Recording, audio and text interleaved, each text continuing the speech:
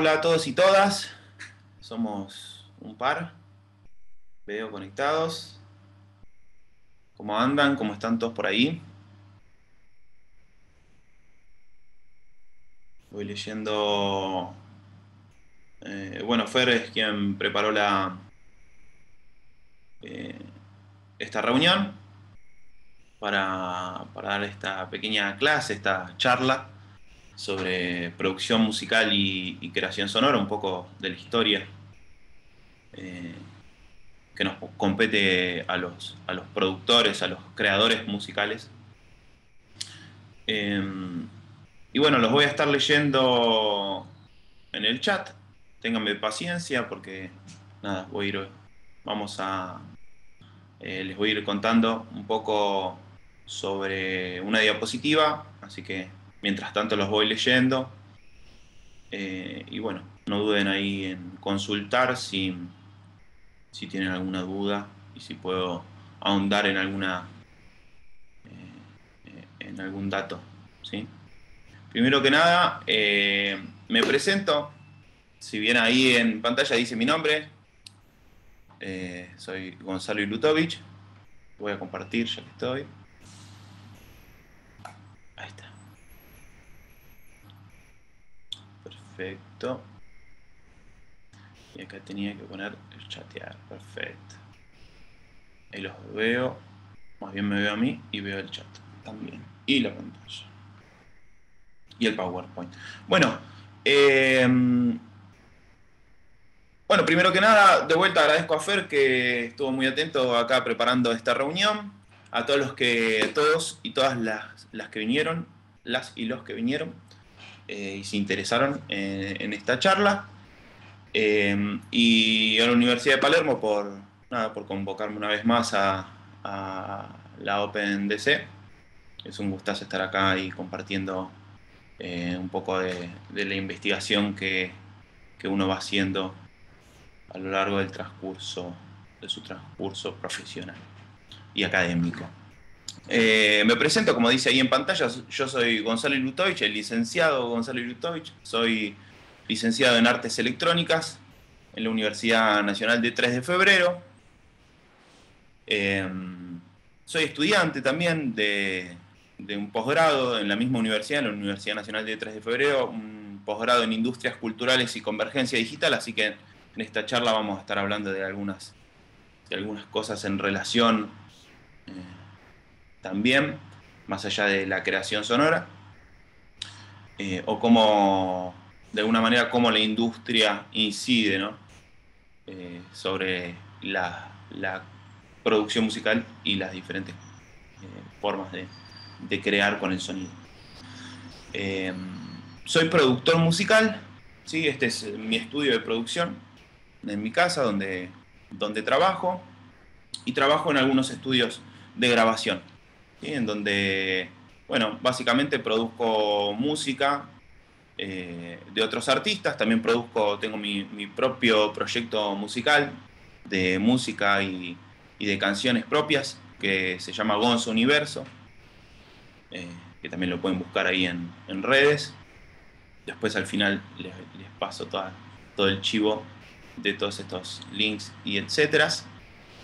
Y bueno, y me dedico también a producir otros artistas, ¿no? Ayudar a colaborar en la obra de otros artistas, ¿sí? Desde el lado más técnico y más... desde el lado técnico y desde el lado de productor artístico también, productor musical. Así que bueno, básicamente ese es como mi currículum. ¿Qué géneros produzco? Mira, en general, actualmente estoy ahora trabajando bastante con cantautores, ¿sí? Entonces me dedico recibo a cantautores, sencillamente artistas que tienen canciones, ¿sí? Eh, y bueno, y juntos nos encargamos de ver cuál sería el mejor formato para cada una de esas canciones, ver cómo lo presentaríamos, y ver en qué trabajo, cómo enmarcamos ese trabajo, si va a ser un disco, ¿no? Dependiendo de un montón de cosas. Entonces, ya saben, presupuestos, dependiendo la necesidad también del artista. Ahora estoy incursionando un poco en la música urbana, ¿sí? Lo que se llama música urbana, que, digamos, básicamente es preparar pistas, preparar beats, preparar temas para cantantes que hacen rimas. ¿Sí? Ahora estoy trabajando con algunos chicos jóvenes, de alrededor de 20 años. Y después tengo como una historia larga en producción de material grabado y mezclado y, digamos, y masterizado de jazz. ¿Sí? Con eso, digamos que empecé. Y después me fui yendo más hacia la canción. Así que hago un poquito de todas esas cosas, digamos. ¿Qué programas usás para componer y producir música? A mí me gusta el Logic. Yo uso Logic y Ableton Live, en principio, ¿no? Como estación digital de trabajo uso esas. Bien. Está bueno, van saliendo preguntitas y vamos hablando. Bueno, y hoy lo que les traigo, en este OpenDC tengo esta charla que es la primera y tengo otras dos. Uno es en relación a la composición de canciones, ¿sí? En donde vamos a ver también un poco de qué son las canciones y cómo se arman, cómo se piensan. Y después hay otro sobre mezcla de audio, ¿sí? Cómo mezclar una canción, un tema. Así que, bueno, los espero. Eso es si mal no recuerdo, después lo chequeamos. Si quieren, después se fijan ahí en las ofertas que hay ahí en la OpenDC, pero una es el lunes y otra es el jueves que viene. ¿Sí? Así que, bueno, ya que estoy, los invito a eso. Bueno, y en este caso en particular me interesaba abordar este tema, que es algo que vengo investigando hace tiempo y que me parece sumamente interesante, que es un poco cómo es el proceso histórico, ¿no? De la producción musical y de la creación sonora, como puse acá en el título, y de la producción de discos, ¿no? ¿Cuáles son las tecnologías eh, que que forman parte de todo este devenir y todo este camino hasta el que llegamos hoy en día. ¿Sí? Vamos a tomarlo con calma, que tenemos 2 horitas, así que vamos a ver un mate.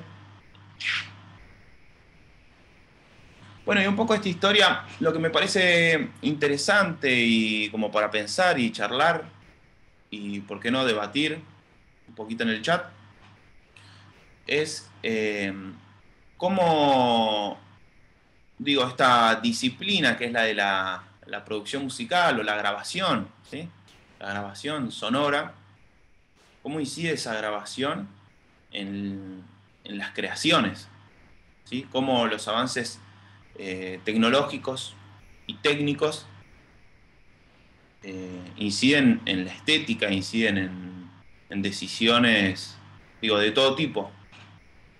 Así que bueno, vamos a arrancar.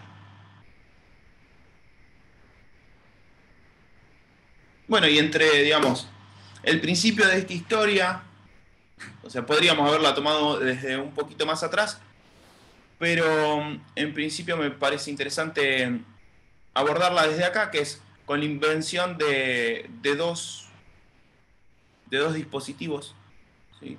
Uno es el fonógrafo, tal vez lo conozcan, ¿sí? Que es un dispositivo que inventó Thomas Edison, un genio del siglo XIX que, digo, patentó una cantidad tremenda de dispositivos y de artefactos que duran, digamos, que son utilizados hasta hoy en día.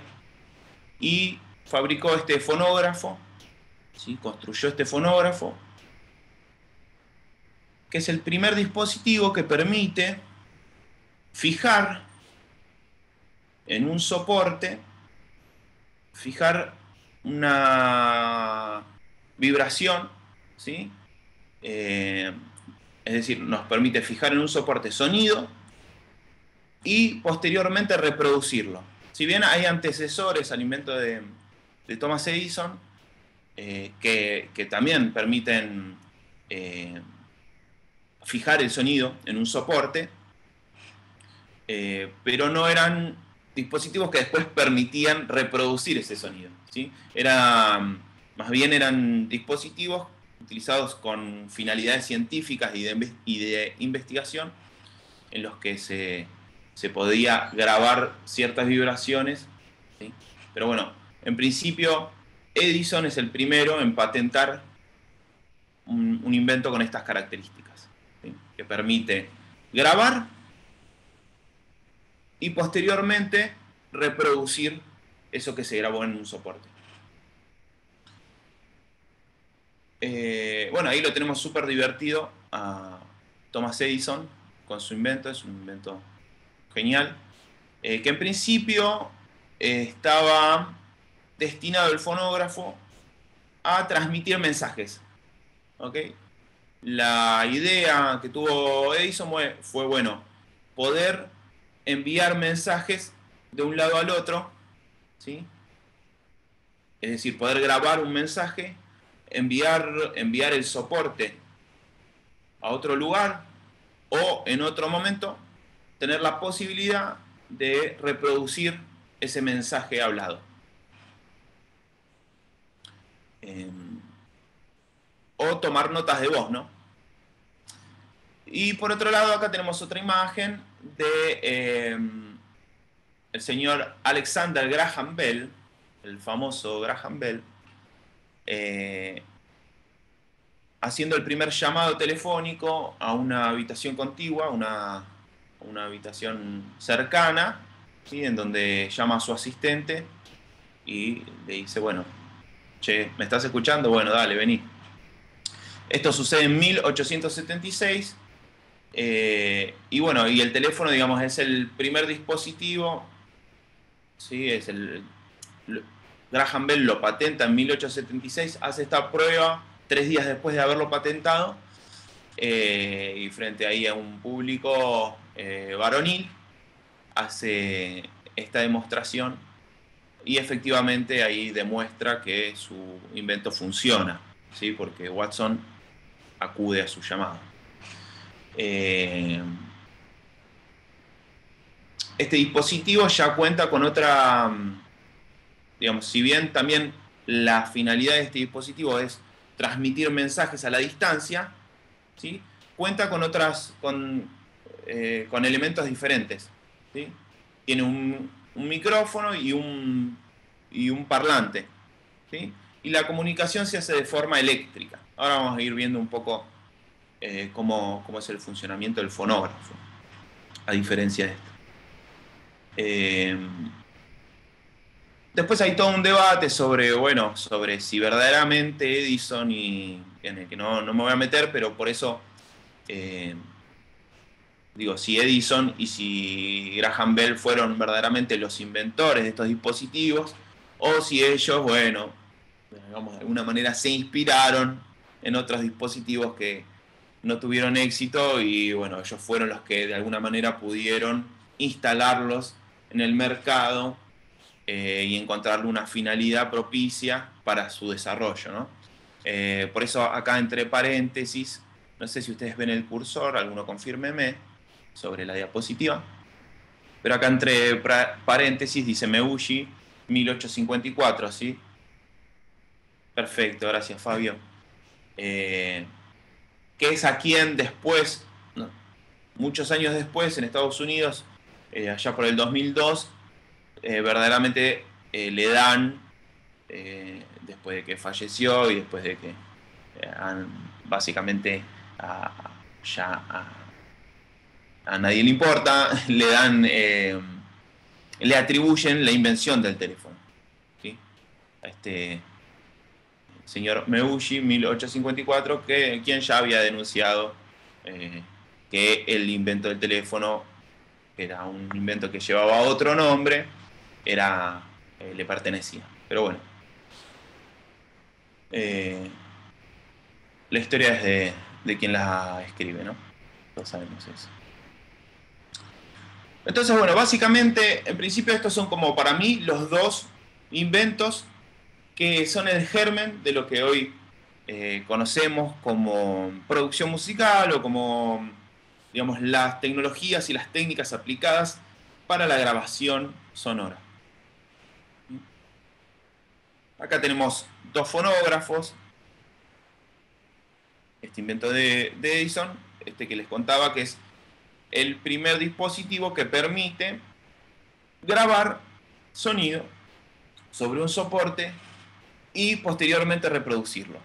El mismo dispositivo, una cosa muy innovadora era que el mismo dispositivo te permitía grabar, digamos, no era que uno iba a un lugar especial para hacer grabaciones y después las podía reproducir, sino que a través de esa corneta, así con un sistema acústico mecánico, ¿sí? Completamente acústico mecánico, sin el uso de la electricidad, uno podía grabar sobre un soporte, en principio un cilindro metálico de aluminio o de estaño, ¿sí? Un cilindro, uno podría hacer un surco de forma helicoidal en el cilindro, excitando una membrana que tenía adosado un estilete o, como le diríamos acá, una púa, ¿sí? Como la que reproduce discos, una aguja filosa, ¿sí? Entonces esa aguja eh, va surcando, va haciendo un surco sobre el soporte metálico y dependiendo de la profundidad va grabando, digamos, analógicamente a lo que va pasando en el campo acústico, va generando un surco sobre ese soporte que gira. ¿Okay? Preparé algunos videitos para que veamos, para que se den una idea de cómo era el funcionamiento y, y cómo se escuchaba también, ¿no? En principio, como les conté, este es un invento que está pensado para transmitir mensajes, para transmitir la palabra hablada, ¿sí? O para ser dictados, ¿ok? Entonces, yo tengo que transmitir un mensaje rápido, listo. En vez de escribirlo, listo, lo digo en el fonógrafo y queda grabado, ¿sí? Alguien eventualmente en algún momento puede escucharlo, puede reproducirlo. Les voy a mostrar antes un poco cómo era, digamos, la estructura del primer fonógrafo de Edison, ¿sí? En donde, bueno, se ve de un lado como toda la sección de reproducción del sonido y del otro lado la sección de grabación, ¿sí?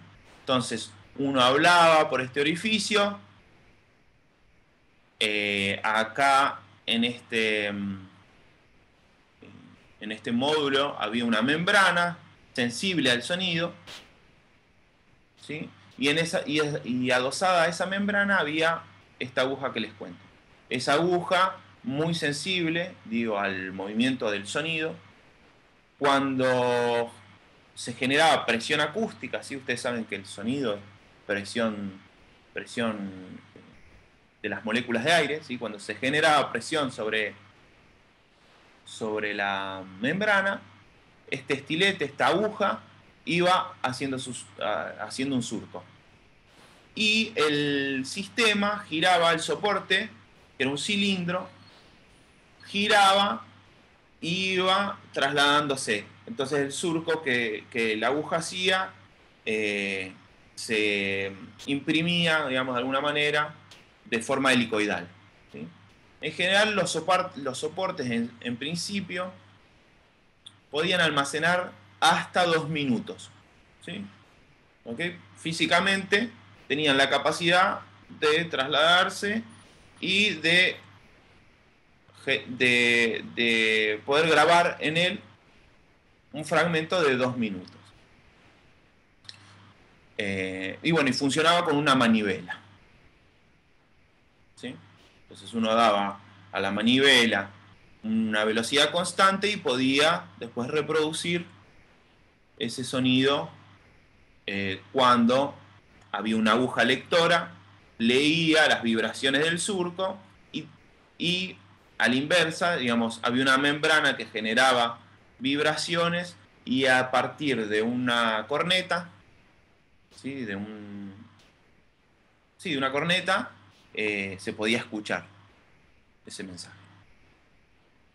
Digamos, bastante rústico, ¿no? Súper mecánico.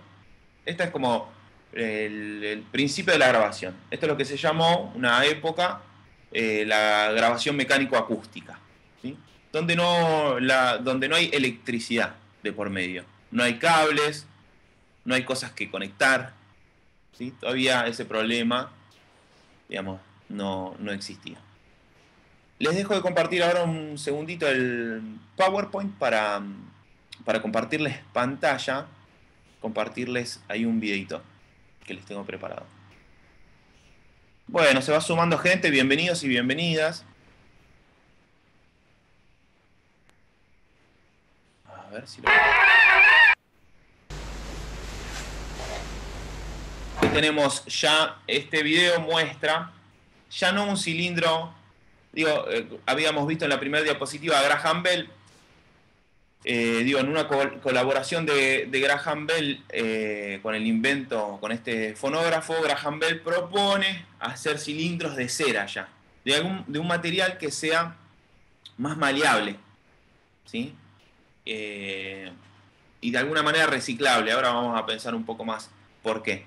Pero algo más maleable en el que sea más fácil, ¿sí? Transmitir esas vibraciones y generar esos surcos, ¿sí? Entonces generar un sonido con mayor fidelidad.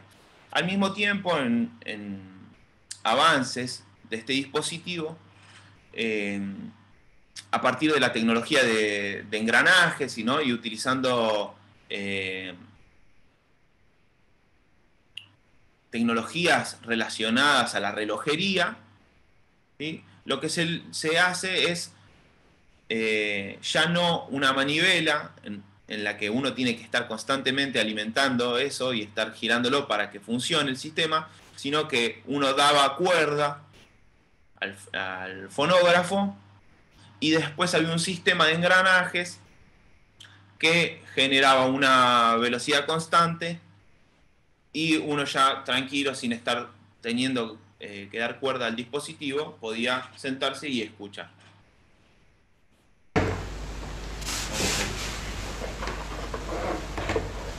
¿Escuchan algo? Sí. A ver, por las dudas voy a compartirlo de vuelta. A ver.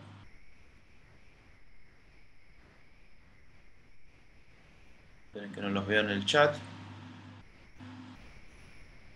Todo perfecto, bueno. Me dicen ahora si escuchan bien.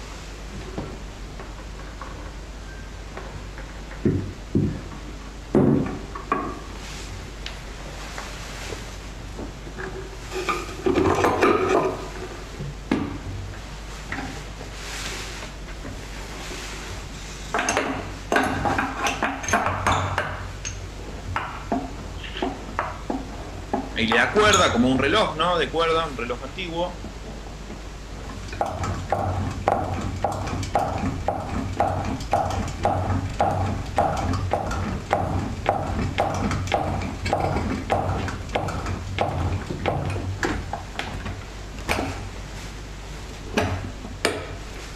Fíjense, en ese recipiente está el cilindro de cera.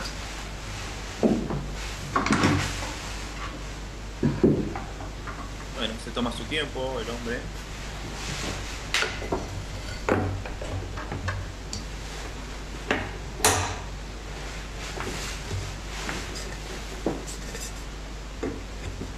Digamos, esta corneta sirve de amplificador acústico. Y ahí, tal cual como en un disco de vinilo, no sé si han tenido la experiencia o han visto, en un disco de vinilo, posiciona la aguja sobre el surco del cilindro.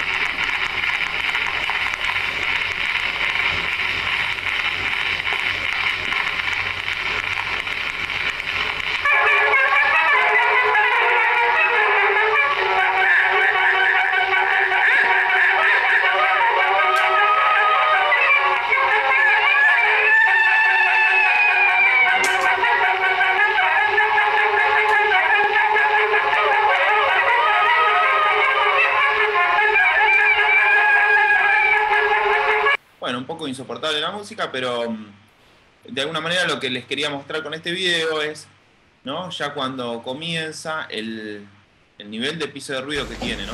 Primero cómo era la preparación, ¿sí? Para reproducir sonido, ¿no? Todo lo que uno tenía que hacer. Y después, escuchen ahora, antes de que se reproduzca cualquier música, cualquier sonido, ya tenemos de base un sonido que es justamente el de la fricción de la aguja sobre el soporte.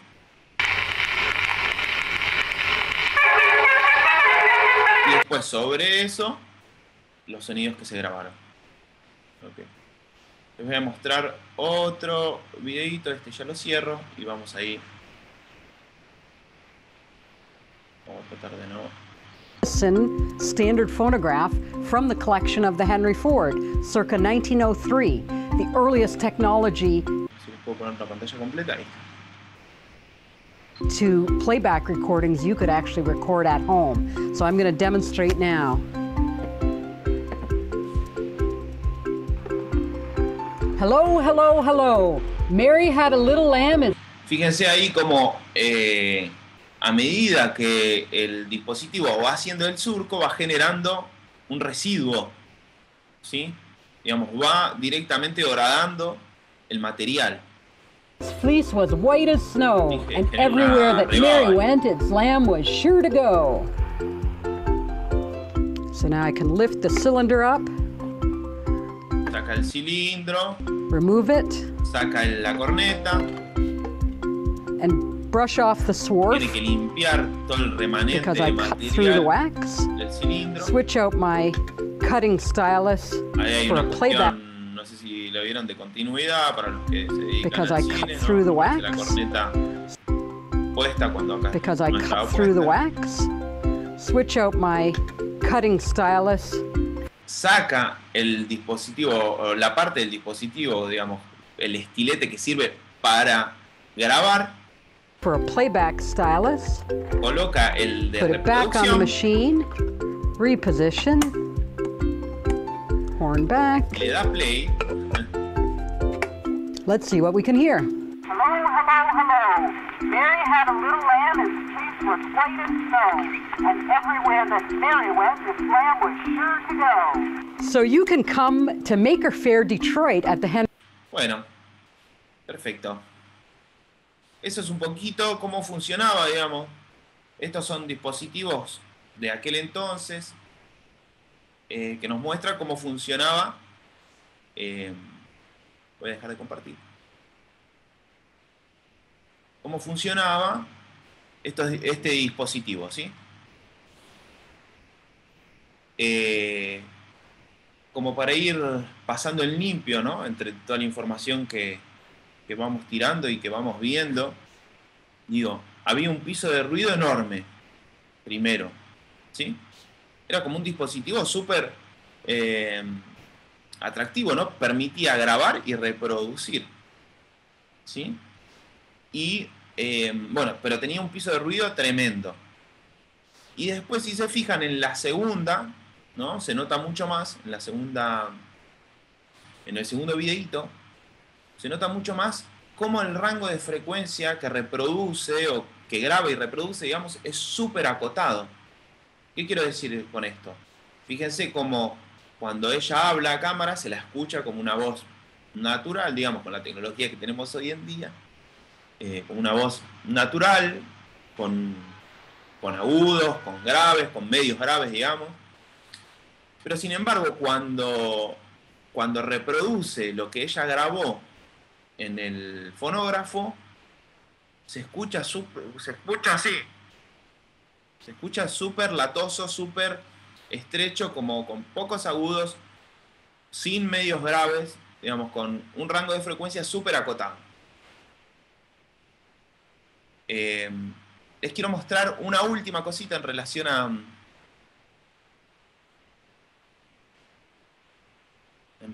la grabación en fonógrafos. Hay está este artista Rob Scallon, ahora lo van a ver, que realizó grabaciones, ¿sí? De su música en este sistema. Les voy a compartir un poco de esas experiencias. Él tiene un canal de YouTube que está súper interesante.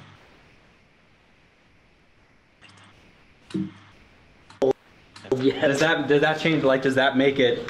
It makes it noisier. Lo voy a ir adelantando porque es medio larguito el video, pero bueno. Barometric. Acá, So sencillamente, So that's behind the needle. a ver, un poquito más, bueno, acá llegando al estudio, yeah, I got a lot of different horns el for different ingeniero de purposes. That's the blank records that we're going to be recording on. especialista en This este is tipo our de grabaciones. recording lane. Llega con el These are different diaphragms. These are actually made out of glass. So that's behind the needle. Yeah, we're recording tiene las fairly loud diferentes things, membranas so que we're puede using a utilizar. thick glass. Sí, The one I have is el original. fonógrafo. It's from Edison's New Con York diferentes studio, tipos de sensibilidad al sonido. Whoa. 1920. Does anyone use it as soap? It won't last. Tiene ahí unos cilindros. Yep. I'm gonna get really metal. Y lo interesante un poco de este ejemplo y de este video es que en esta ocasión van a grabar música, ¿sí? Como para entender un poco cómo funcionaba este dispositivo con música. How much audio do these hold? These hold 2 minutes. 2 minutes. It really Ahí likes explica que a room 80 se degrees. puede, We're not at 80 degrees though. No, we're very cold. Does Yes. that change? Like, does that make it? It makes it noisier. Like earbuds. fíjense, estos son los antecesores de los auriculares que conocemos hoy en día, que son sencillamente son un tubito, ¿sí? Que va hacia el... un tubito que traslada el sonido desde el dispositivo hacia nuestros oídos. Digamos, no es más que eso, ¿sí? A partir de la energía acústica. Earbuds from the 1800s.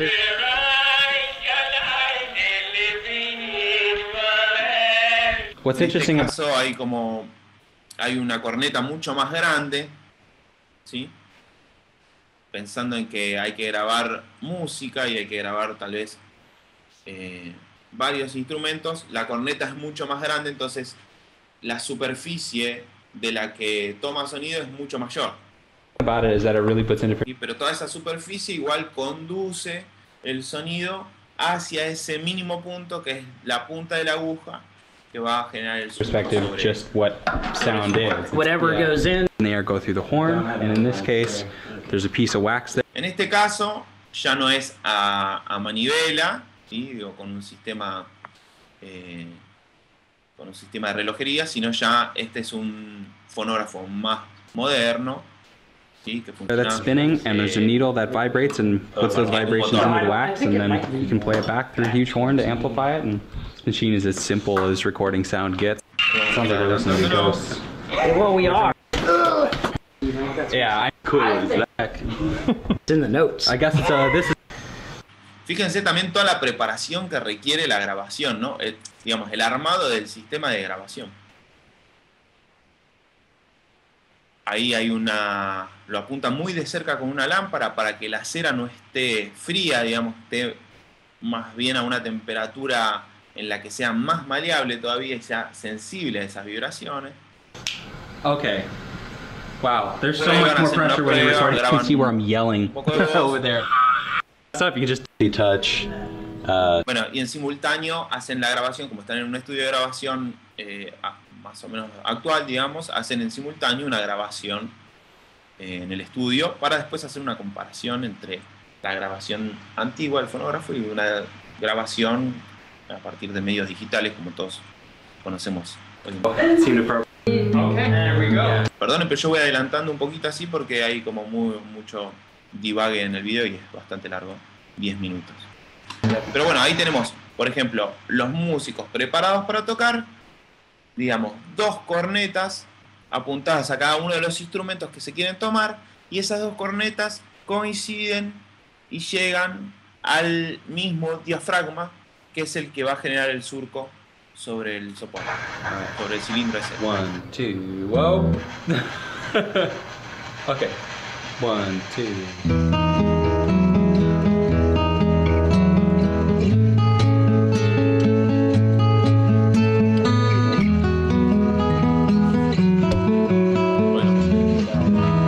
Toma fallida, como suele ser habitual, uno pifia, Pero bueno, fíjense digo, acá hay una toma fallida. Listo. Fue el cilindro. Una oportunidad única. Perdieron el cilindro. Okay. Jeff's nervous. Sorry. And so am I. But... Digo, el nivel también de tensión hace que los músicos como que digan, uff, tengo que tocarlo bien porque si no, nada. Hay que volver a instalar un nuevo cilindro, hay que, digamos, ese otro cilindro se desecha y es material que se pierde. But I'm going to blame it on Jeff. Okay. Can we keep going? It looks like we still have some more time on there. Yeah. All right, so are you ready to go? Yes, yes. Fíjense, acá se ve todavía mejor cómo ese excedente de material, ¿sí? Que se va generando a partir de la aguja, está ahí, digamos, es como esa rebaba, como se dice. All right, 1, 2. Okay, okay, go. 1, 2.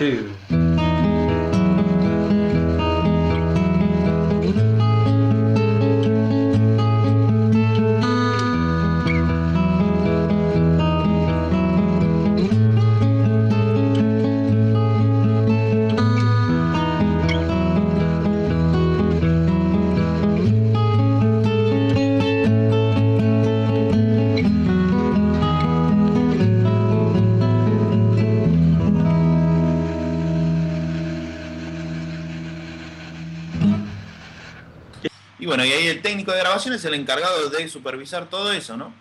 El técnico, el ingeniero que está a cargo de la grabación, es el encargado de supervisar cómo va a instalar las bocinas, qué membrana va a utilizar.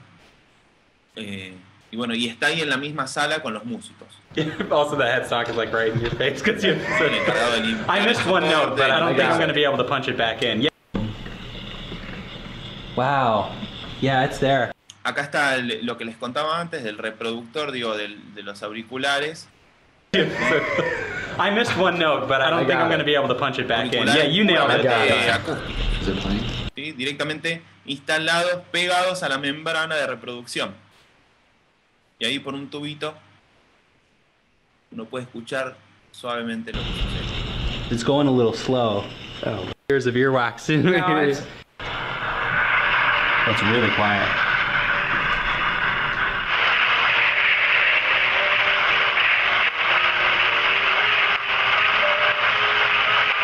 Ahí nosotros estamos escuchando lo que se grabó a través del fonógrafo, reproduciéndose a través del fonógrafo por este micrófono, ¿no? Que está grabando. Let's try it again with picks. Pero claro, ahí, bueno, right up to it as loud as... un poco lo que llegan a la conclusión de que, che, bueno, no podemos tocar la música como la tocábamos habitualmente y como la compusimos, como nos gusta a nosotros.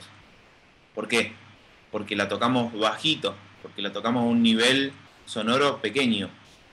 Y el sistema de grabación en el que estamos fijando nuestro sonido, nuestra música, ya tiene un piso de ruido de por sí que nosotros tenemos que superar para que sea entendible y disfrutable nuestra música. Entonces, bueno, lo que se plantea ahora un poco es decir, bueno, toquemos lo mismo, ahora hagámoslo de vuelta porque esta grabación que hicimos no sirve para nada. Toquemos lo mismo, pero fuerte. Entonces ahí van por otra toma. Yep. Se acerca mucho más todavía a las cornetas. ¿Sí? 2. Y ahora tocamos más fuerte.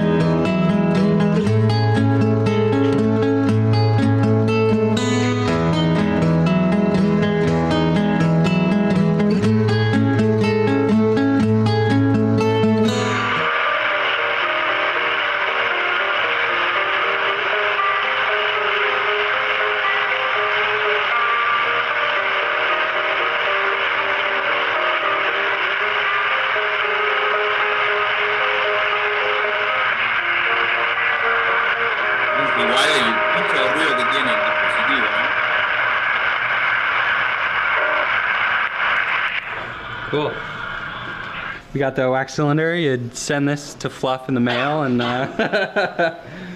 gotta mix and master it. So we wanted to do a track with singing in it, but I don't really sing very much anymore, but I know a guy, makes old-timey tunes.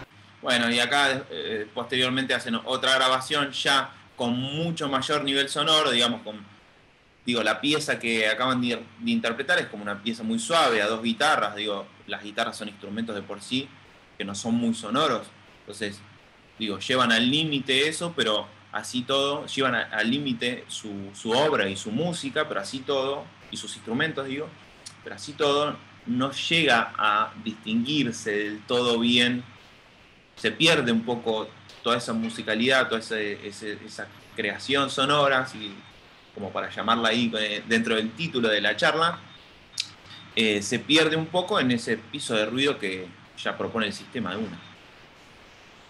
Entonces, bueno, acá se disfraza el muchacho porque es muy My jocoso. dear old uncle, who never bothers to call me. Y va interpretado otra música.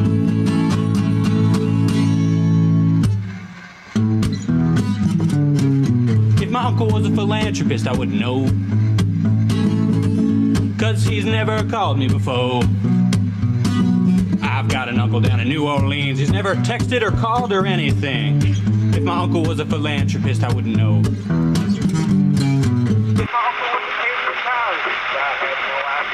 Bueno, ya ahí, digamos, con esta otra obra, con este otro tipo de música,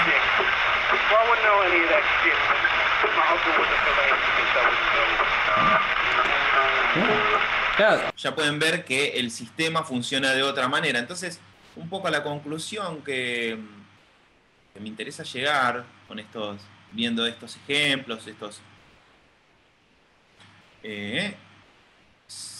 Gonzalo, tendrías que compartir el link del canal, está interesante, esta charla queda grabada. Creo que queda grabada, sí. La que di el año pasado está en YouTube, vimos algunas cosas de estas. Y el canal, ya te digo cómo se llama. El canal es Rob Scallon. Se los copio en el chat. Bien, esperen que ya los cargo.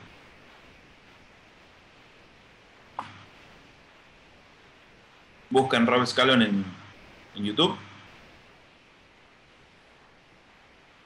Es interesante, ¿no? Es interesante ahí como experimento.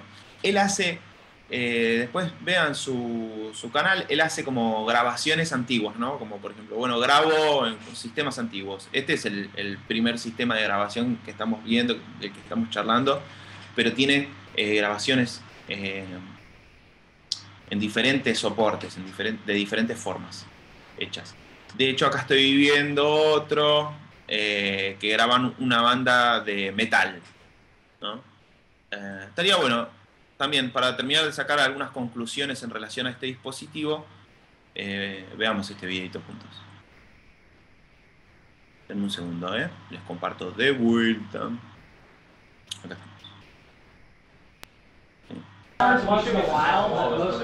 Entonces ya en una formación mucho más sonora, digamos, con batería, con instrumentos eléctricos. Bueno, a ver cómo funciona eso ya. This is just, it's going to be a challenge. For sure, doing metal band. This is the first time with metal with a live recording. Cameras are rolling. La primera vez que Everybody grababa got it. metal. We're ready to go. I gotta make sure my cut is set here. Sounds cool as hell. Yeah.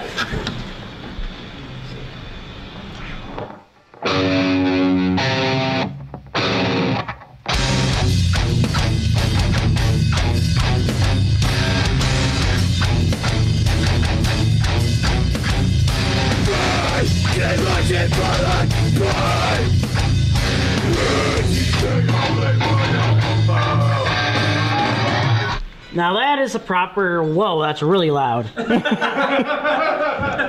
fact, that might be the loudest cylinder I've ever seen, actually. Felt good? Feels hot? Bueno, ahí instala todo en el...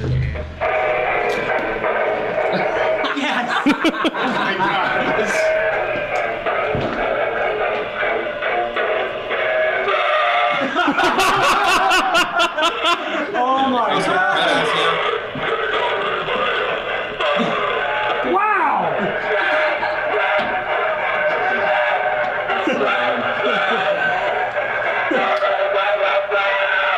fine. So much better than I thought it was going to. Pero bueno, That is básicamente amazing. está interesante también ahí, si digo, entre lo que ellos hablan y todo. Como ver también, lo que me parece interesante de estos ejemplos es ver cómo también hay cierto tipo de música que funciona mejor que otro. ¿Ok? En principio, esa música grabada a 2 guitarras muy suavemente y no estaba preparada para ese dispositivo. ¿Ok? No funcionaba porque si bien la música estaba muy bien, era una muy linda pieza musical, el soporte ya de movida proponía un piso de ruido que superaba al de la obra musical. Entonces, la obra musical, toda la intención se veía perdida. O sea, todo eso estaba perdido dentro del piso de ruido propio del sistema. Tal cual, después, cuando el intérprete, ¿cómo era que dijimos que se llamaba?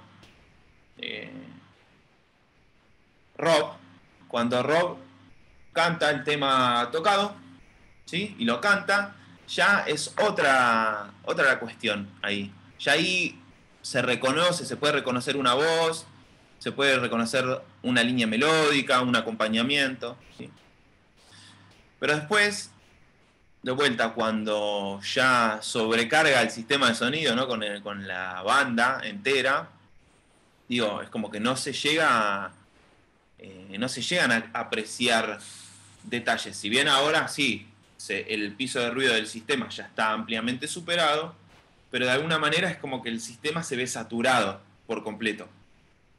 Entonces, un poco pasando en limpio, ya, digo, me gusta pensar esta idea, o a mí me sugiere esta idea de ya el dispositivo nos está condicionando al tipo de música que tenemos que producir, ¿sí?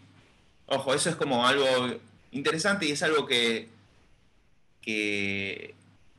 digamos, como un concepto que vengo pensando y que vengo desarrollando y que, sobre todo, digo, es de lo que se trata esta charla, es como las tecnologías y las técnicas que uno utiliza también de alguna manera, y el mercado también, condiciona las creaciones sonoras y las formas de producir música, ¿sí?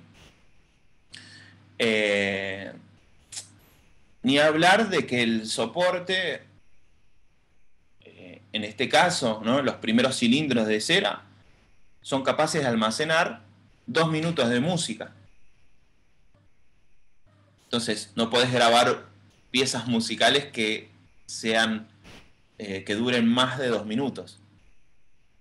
Entonces, los compositores, bueno, si yo quiero que mi obra sea grabada, listo, tengo que componer algo que en 2 minutos resuelva. ¿Ok? Que tenga una forma que en 2 minutos resuelva. De hecho, se han hecho para estos formatos adaptaciones de obras, ¿no? Cortándoles pedazos, cortándoles partes, para poder encajarlo dentro del soporte, ¿sí?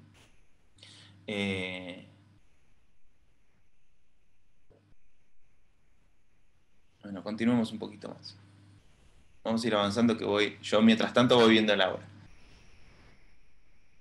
A ver si tenía algún video más para mostrarles sobre esto. No. Ya, voy a cerrar esa pestaña y listo. Así vamos avanzando ordenadamente. Bueno, ¿cómo vienen? ¿Vienen bien hasta ahí? Está buenísimo ahí. Yo los voy leyendo a medida que voy pudiendo en el chat.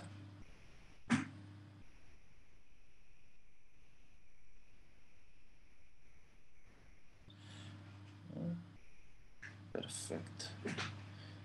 Bueno.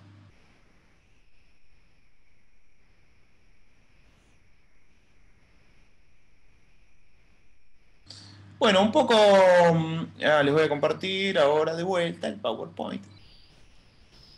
¿Sí? Un poco, digamos, el fonógrafo tiene cierto éxito, pero no es del todo aceptado todavía, digamos. No es un dispositivo que fue ampliamente exitoso, ¿sí? Piensen también pasar de escuchar música frente a un músico, es decir, la única forma de escuchar música que existía antes de que existieran estos dispositivos era estar enfrente de una banda o de un músico, ¿sí? Y presencialmente poder estar en ese momento, digo, el valor del intérprete, ¿no? En ese momento era como, y del momento del concierto era como la única forma, digamos, de tener una experiencia musical. Entonces pasar de eso a enfrentarse, estar frente a una máquina, ¿sí?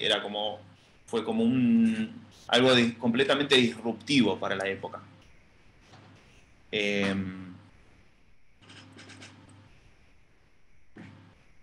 Continuemos, a ver.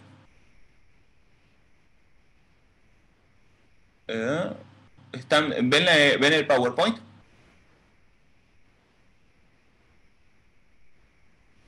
Sí, a ver, lo voy a leer por acá.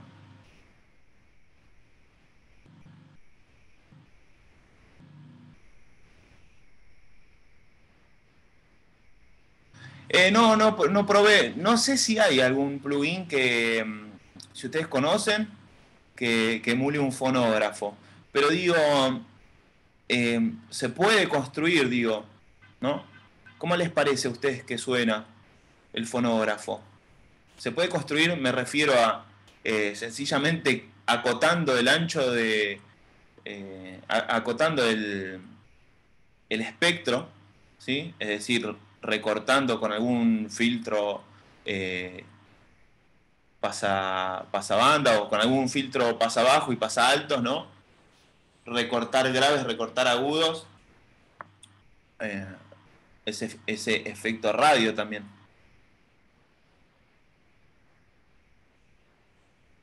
Bueno, y como les contaba, el fonógrafo no fue de gran éxito comercial, porque también piensen,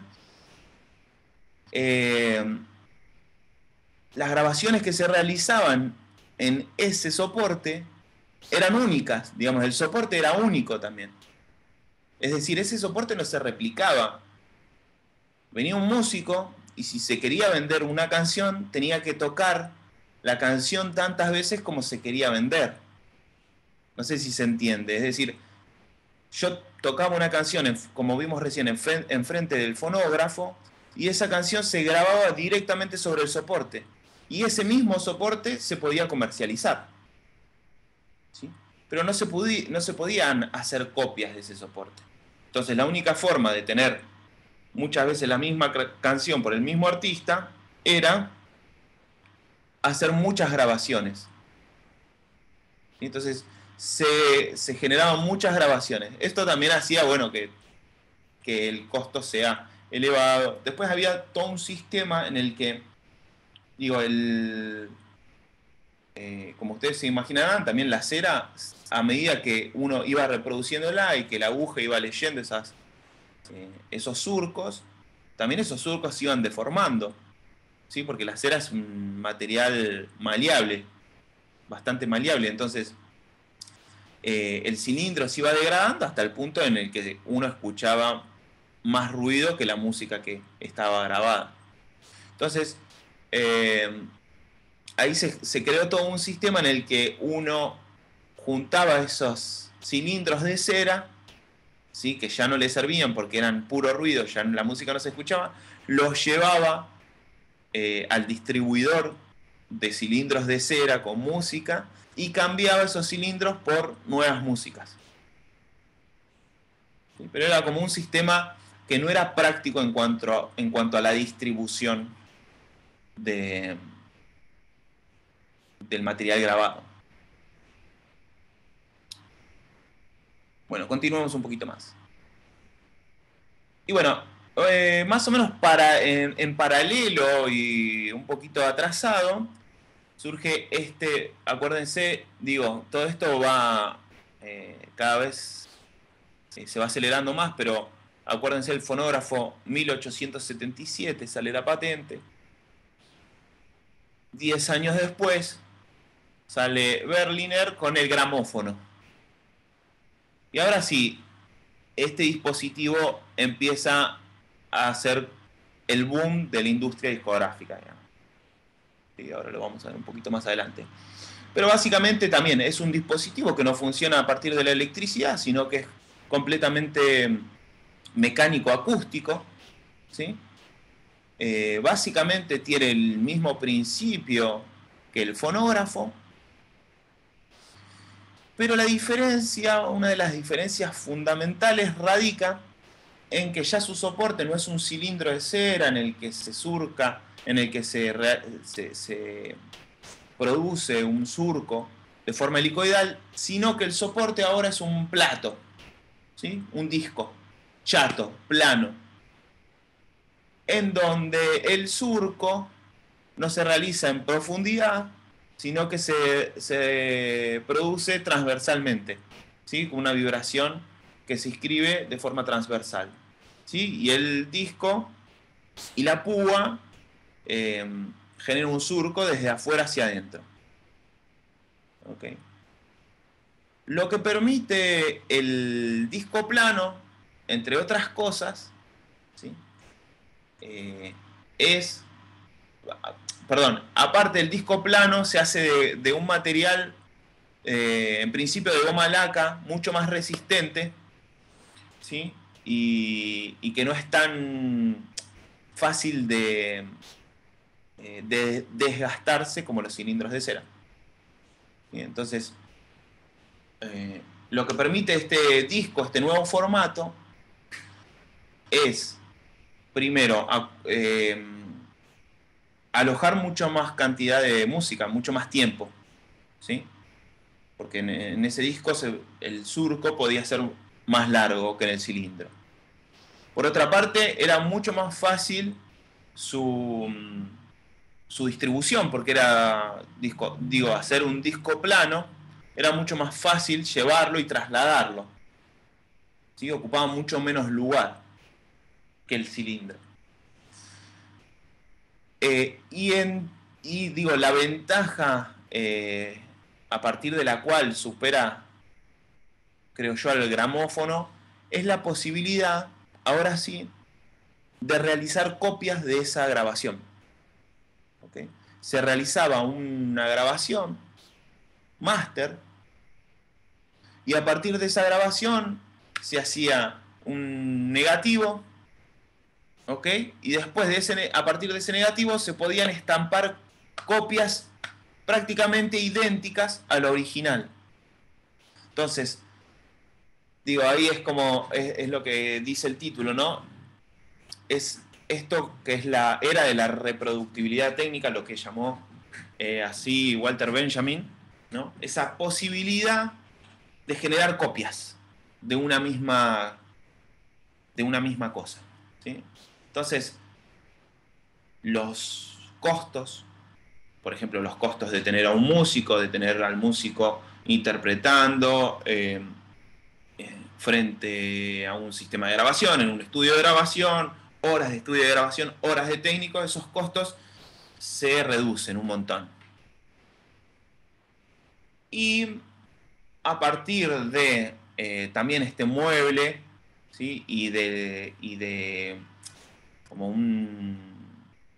una política, como una comercialización más agresiva de este dispositivo, que al mismo tiempo se ve como mucho más ameno y se lo plantea como un mueble más de la casa, ¿sí? Con ese nivel de calidez, de detalle, ya no como un artefacto extraño, sino como, bueno, mirá qué lindo que queda en tu living el gramófono, ¿sí?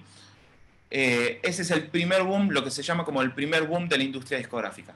Y ahí sí, se plantea la industria de la música, de la industria discográfica y de grabaciones sonoras como una industria viable y en el que, digamos, se puso mucho el ojo y el interés. Les quiero mostrar un poquito cómo funciona un gramófono. A ver, para que se vayan dando una idea también de esto.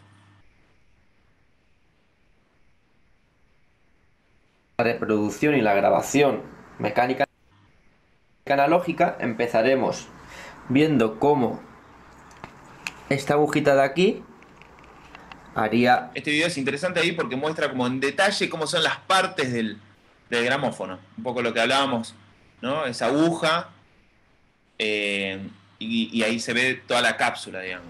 Las incisiones, o después reproduciría el surco grabado en el disco, y la vibración se transmitiría a una membrana que hay aquí dentro, que podemos ver también por este lado, una membrana que vibra, y que es lo que hoy decimos que se llama la cápsula. Hoy es eléctrica, pero en aquella época es todo puramente mecánico. Luego, esta vibración de la membrana se transmitiría por este tubo de aquí, y le acoplaríamos al final lo que llamamos una bocina o pabellón exponencial, ¿vale? Que pondríamos aquí. Sería lo que es el altavoz, ¿vale? El amplificador de señal, el altavoz, que también a la vez cuando servía de micrófono cuando grababan en el siglo XIX las canciones sin microfonía todavía, totalmente mecánico. Luego también vamos a ver dentro de lo que es las agujas, vamos a ver que el disco se desgasta muy rápidamente y por tanto hay que cambiar la aguja cada 10, 20 reproducciones para que el disco nos dure más tiempo. De hecho, aquí tenemos una cajita que pone Quality, High Quality Phonograph Needles, significa agujas para gramófono, de Columbia, y aquí tenemos toda la cajita llena de agujas nuevas. Vamos a poner ahora ya la cápsula que va aquí.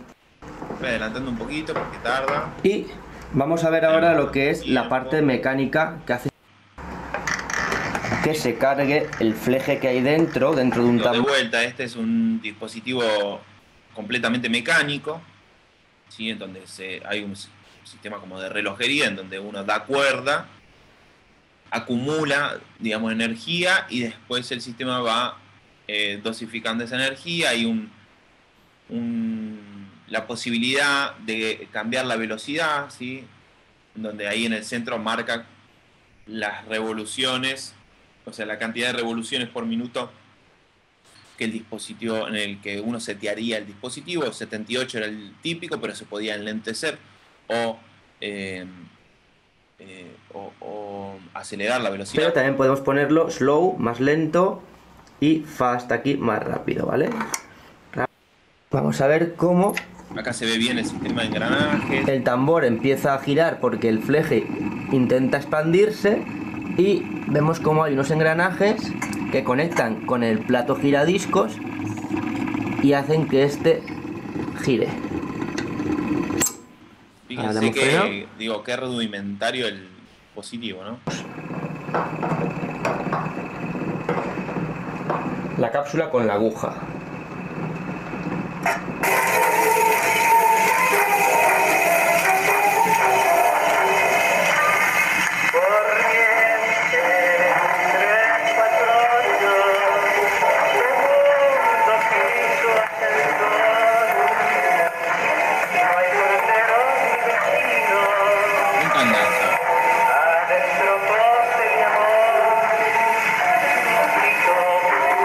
Voy a poner ahora más rápido.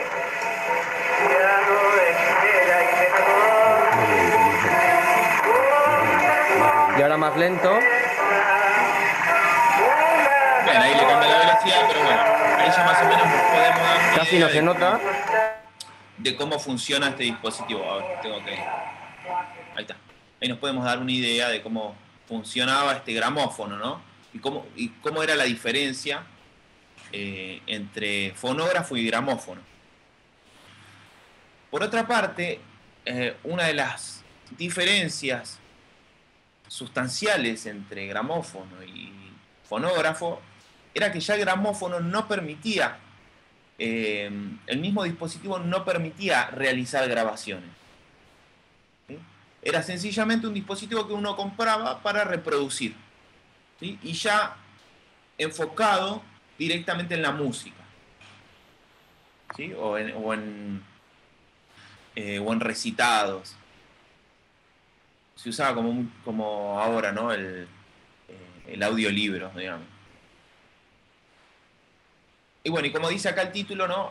Este es el momento para mí, dentro de la historia, de toda esta historia que estamos contando, en donde verdaderamente ya la música pierde su contexto original, definitivamente. ¿Okay? Ya no es necesario estar enfrente de músicos, ya uno puede escuchar música teniendo un gramófono en el living de la casa, digamos, algo que hasta en un momento era como impensado, ¿sí?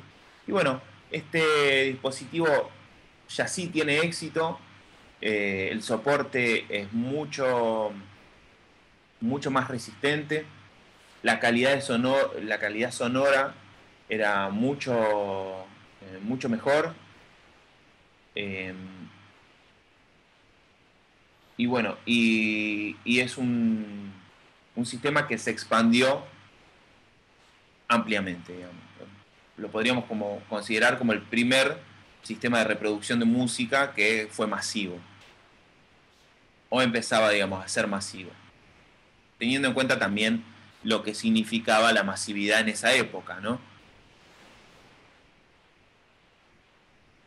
Bueno, una de las cosas interesantes como a pensar, o que ahora después de ver los dispositivos de la época, los primeros dispositivos, una de las cosas interesantes son como las formas que había de grabación, ¿sí? Los estudios, fíjense, eso es un estudio de grabación en donde se grababa en fonógrafo, y fíjense cómo están, primero, la posición de los músicos, obviamente todos los músicos grabando al mismo tiempo, ¿sí? Como vimos en los videitos que les mostré, one shot, un tiro nada más. Si falla hay que volver a cargar y probar suerte de vuelta. Entonces fíjense, ya en esta imagen se puede ver en una grabación de fines del siglo XIX, principios del siglo XX, la posición de los instrumentos, ¿no? Fíjense cómo instrumentos más sonoros, primero la utilización de tarimas para poder apilar músicos, ¿sí? Y después la posición de los músicos en la sala en función del grabador de sonido y en función de cuán sonoro es cada uno de los instrumentos y qué posición, digamos, qué rol cumplen dentro de la obra musical. ¿Sí? Fíjense, arriba de las tarimas, pero más alejado que el resto, están los instrumentos más sonoros, ¿sí? Que son los instrumentos de viento, las trompetas y los trombones. Instrumentos muy sonoros que generan mucha presión sonora. Seguidamente, abajo... Perdón, no estoy compartiendo la pantalla, ¿no? Ahí vamos. Ahora sí. Ahora pueden ver lo mismo que yo. Y sacar sus conclusiones.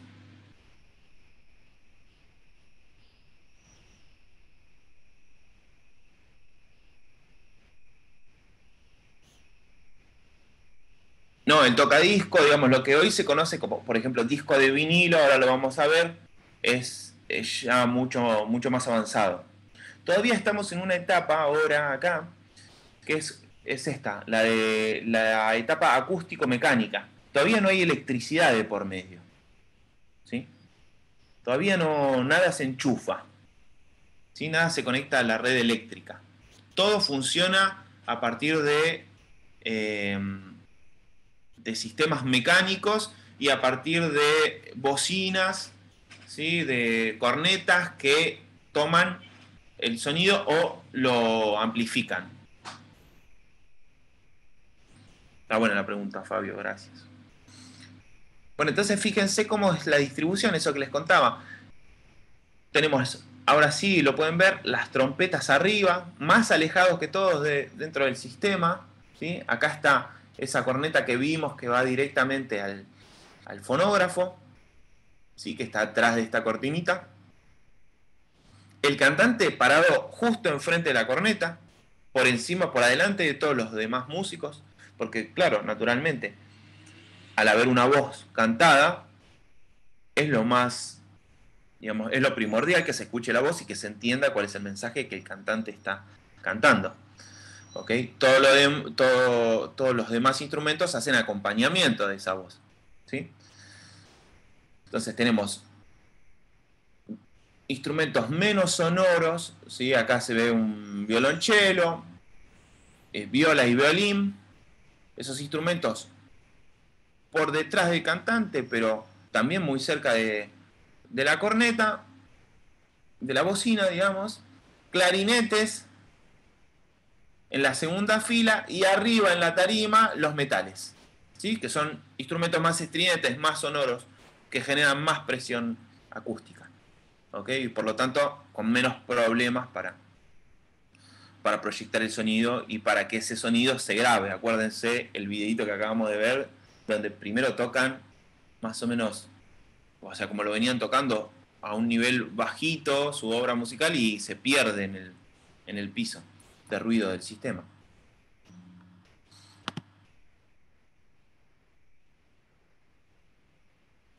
Y acá sucede algo llamativo, digo que me parece interesante como charlarlo, mostrarles, como para seguir pensando todo esto que les vengo contando desde el principio, ¿sí? Acá tenemos el director musical sobre una tarima, ¿sí? Por encima del sistema de reproducción. Esta es se va a grabar, se ve una pieza instrumental porque no hay cantante, pero sin embargo tenemos esta gran bocina y los violinistas, ¿sí? Que van a ser seguramente los que lleven en la pieza musical la melodía principal, los violinistas pegados a la bocina, un chelista también directamente enfrentado y después los metales un poco más alejados, ya en la parte posterior, en la parte de atrás de todo. Y acá, si ustedes se fijan bien, estos de acá son unos instrumentos que justamente nacen en este momento histórico por esta necesidad de hacer a los instrumentos de cuerda más sonoros, para poder generar mayor presión sonora y poder figurar, digamos, poder aparecer en la grabación, ¿sí? Que su sonido no se pierda en el piso de ruido. Entonces fíjense como primero, como habíamos dicho, ¿no? El soporte, esos 2 minutos que posibilita el soporte para grabar, condiciona la duración de las piezas musicales. Por otra parte, condiciona la forma de ser tocado. Digo, estos músicos antes en una sala de concierto estaban todos desparramados en la sala, ¿okay? No estaban todos juntos, apiñados como acá se los muestran en la imagen. Lo que, digamos, para el intérprete es una diferencia grande, ¿okay? En cuanto a cómo tocar la música, porque va a estar tocando con otros sonidos muy pegados y escuchando mucho, no sé, al trompetista, escuchando mucho al violinista al lado y uno tocando su parte, ¿sí? Entonces eso indefectiblemente genera cambios en cuanto al material musical, ¿sí? En cuanto a la interpretación de esa música. Entonces es llamativo este ejemplo que les voy a mostrar, que es este desarrollo de Stroh, que creó este violín que se llama violín Stroh, que tiene muchos violín corneta, se le llamó acá, que es justamente un violín que, como el violín, digamos, es un instrumento que no es muy sonoro, ¿sí? Que no genera mucha presión acústica, es un instrumento al que se le adosó, tal cual como en el fonógrafo, como en el gramófono, una bocina para amplificar su sonido, ¿sí? Y poder dirigir toda su presión sonora, una gran cantidad del sonido que genera, poder dirigirlo directamente a la bocina de grabación. Y entonces fíjense cómo directamente no solo la grabación propone cambios de duración y de disposición de los músicos, sino que propone cambios en los instrumentos. Y no solo eso, si lo pensamos en función de la creación musical, propone cambios tímbricos, ¿sí? Porque directamente este instrumento no suena igual que un violín, ¿sí? Es otro instrumento, ¿okay? Va a cumplir la función y va a sustituir muchas veces al violín, pero es otro instrumento. Bueno, acá tenemos un intérprete de violín Stroh. Esta es una imagen muy linda, en donde se ve que es un violín que no tiene caja de resonancia, sino que tiene una corneta metálica, una bocina metálica, una pequeña bocinita para retorno, digamos, del violinista, ¿sí? Una bocinita que cuando el violinista se pone el violín en el hombro, puede escucharse, y una bocina un poco más grande que dirige la mayor cantidad de sonido hacia la corneta de grabación, hacia la bocina de grabación del fonógrafo o gramófono. Y ahí vemos la última, es una imagen de Julio De Caro, que tiene un tango, digamos, que se llama el violín corneta, que fue bueno, Julio De Caro fue compositor, violinista de tango de principios del siglo XX, uno de los grandes compositores del tango, y instrumentista, intérprete, y durante una época hizo uso, digo, como para traerlo hacia acá, hacia Argentina, hizo uso del violín corneta, como le llamaran acá. Y le tengo preparado acá un videito para mostrarles algo así como suena el violín Stroh, para que noten la diferencia tímbrica, ¿no? Cómo propone un cambio el sistema de grabación en cuanto al timbre.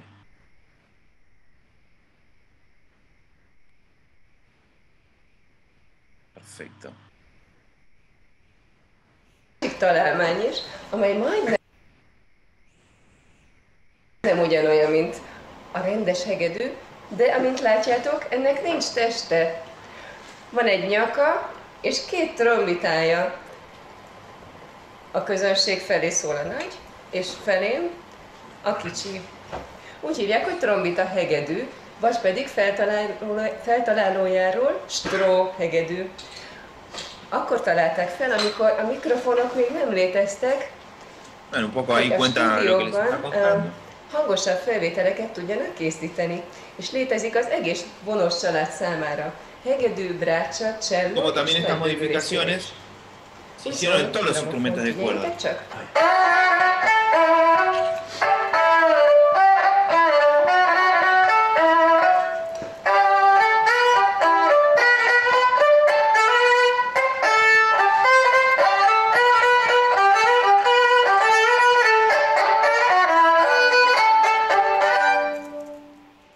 Ahí va, muchas gracias, señorita. Perfecto.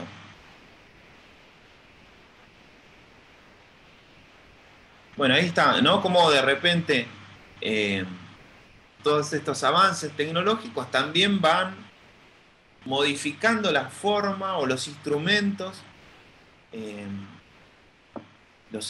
y las creaciones musicales, en definitiva. ¿Sí? Continuemos. Por otra parte, también empezaron a notar que había bastantes problemas, ¿no? Por eso surgen estos instrumentos nuevos, el violín Stroh, violines o instrumentos de cuerda con mucha más sonoridad. Y entonces empiezan a ser más, como más requeridas las obras, como fanfarrias, ¿no? Las obras que son pensadas para instrumentos de viento, que son instrumentos directamente más sonoros. ¿Sí? Entonces eso ya directamente el compositor se plantea a la hora de componer, dice, bueno, yo quiero componer para cuerdas, pero bueno, si yo voy a componer para cuerdas y quiero hacer una grabación, va a ser un problema. ok, tal vez es mejor si compongo para bronces, ¿okay? Para metales. Entonces, digamos, ya el soporte también, de alguna manera, entiendo, propone diferentes formas de orquestar. ¿Okay? Bueno, y como para ir un poco, para no quedarnos allá con los inventos de Graham Bell que vimos, o de Berliner, o de Edison, ¿no? En Norteamérica, les quería traer este, que es un invento argentino, creado por Fernando Crudo, que es este muchacho que aparece ahí en pantalla. Es un invento creado a mediados del siglo XX, ¿sí? Un poco posterior a todos los que vimos ahora, pero que tenía una particularidad que después vamos a ver ahora más adelante, fue tomada y fue como fue utilizada ampliamente.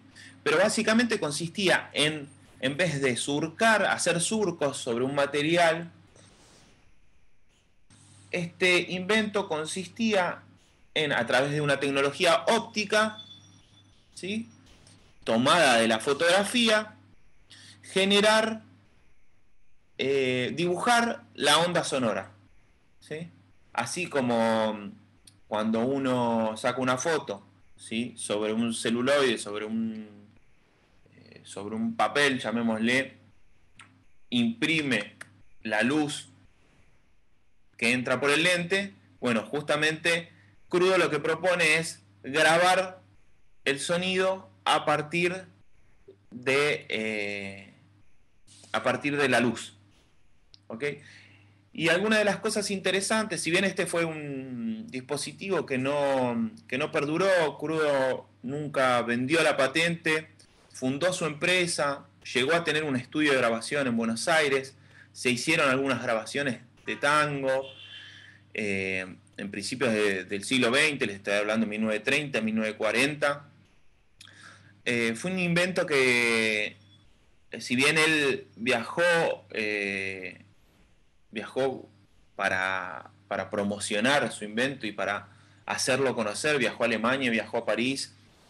De hecho, hay páginas del Diario de París impresas con estas, ¿sí?, con estas formas, en donde se da noticia de, bueno, este nuevo invento que va a venir a revolucionar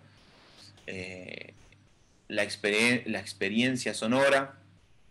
Sin embargo, este invento no tuvo éxito, no lo promovieron lo suficiente, no lo promocionaron lo suficiente y no tuvo éxito. Pero es interesante eso, ver cómo acá en nuestro país, en Argentina, alguien, un ingeniero, desarrolló un sistema súper novedoso, pero que bueno, que por cuestiones de mercado no prosperó, ¿sí?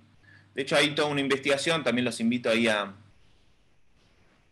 buscarlo, de Yanina Canalis y el ingeniero Petrosino en la Universidad de Lanús. Hay toda una investigación donde investigan un poco este invento del que no se conoce mucho, y como dice acá, un invento argentino, puramente argentino y completamente olvidado, digamos, por no haber tenido éxito comercial.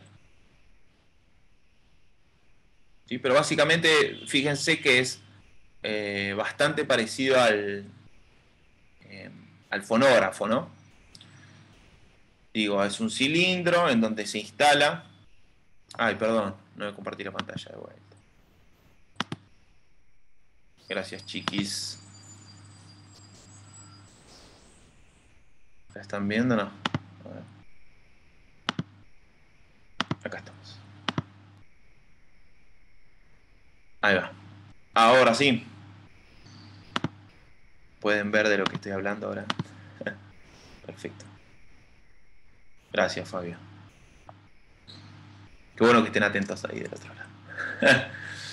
Ahí está, bueno, ahora sí, les muestro. Fernando Crudo, su fotoliptófono y ahí abajo una página impresa, una página con el sonido impreso. ¿Sí? Entonces esa página se ponía, tal cual se instalaba el cilindro, bueno, se ponía esa página sobre el cilindro y había un lector óptico que podía traducir esas imágenes en vibraciones acústicas.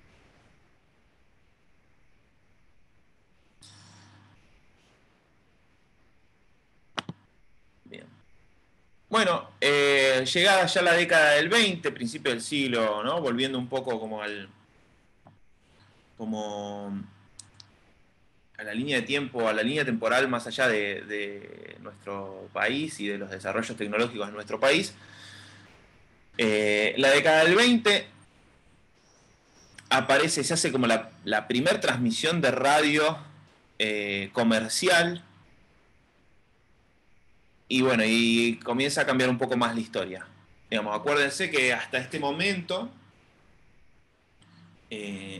las grabaciones y las reproducciones se hacían de forma mecánica, ¿sí? Es decir, ya vimos toda la complejidad que requería llevar una grabación, ¿sí? Y que el sonido sea grabado fielmente, ¿sí? Y cómo eso también, digamos, iba condicionando las decisiones de los compositores, de los artistas, de los intérpretes. Entonces aparece la radio en escena y aparecen las transmisiones de música a través de la radio, y aparece el micrófono como, digo, un dispositivo que vimos formaba parte del teléfono, ¿sí? Pero ahora aparece el micrófono como ese dispositivo que puede traducir, ¿sí? Traducir, de alguna manera, traducir energía mecánica acústica, ¿sí? La presión sonora del aire, traducirla en electricidad. Entonces, la radio empieza a ser ya el dispositivo y la forma de escuchar música más fiel, digamos. Era el sistema capaz de reproducir música de la mejor manera. ¿Okay? Entonces, digo, esto es lo que de alguna manera reanima a la industria del disco, a la industria discográfica, y entonces propone como hacerse de nuevas tecnologías y de nuevos dispositivos que ya se venían desarrollando, digamos. Todo esto es una historia que se va dando en paralelo, digo, son advenimientos tecnológicos que se van desarrollando en paralelo y que de repente se ensamblan y dan nacimiento a una nueva cosa. Entonces nace esta nueva etapa, que es la grabación eléctrica, ¿sí?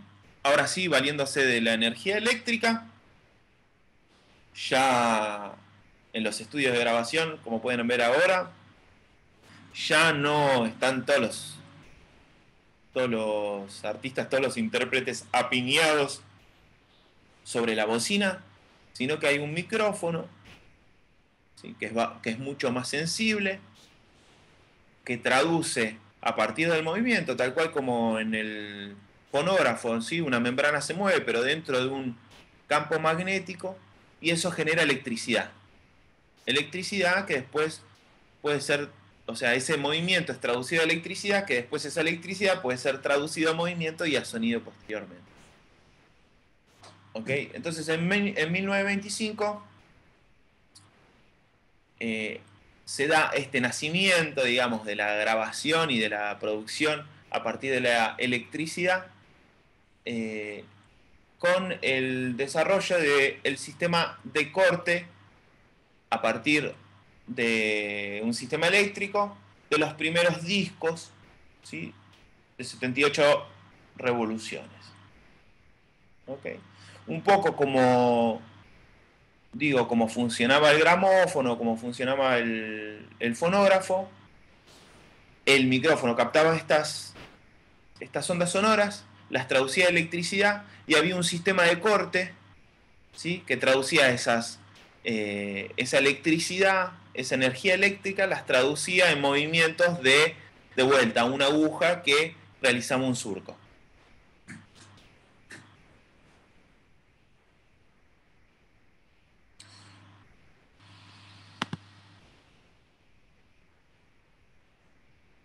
Y con el micrófono aparece, bueno, ahí lo tenemos a Frank Sinatra frente al micrófono como un emblema, digamos, de esa época, ¿sí? Pero con el micrófono aparece el juego directamente de los cantantes, que hasta ese momento, no, piénsenlo, hasta ese momento ningún cantante podía susurrar, ¿sí?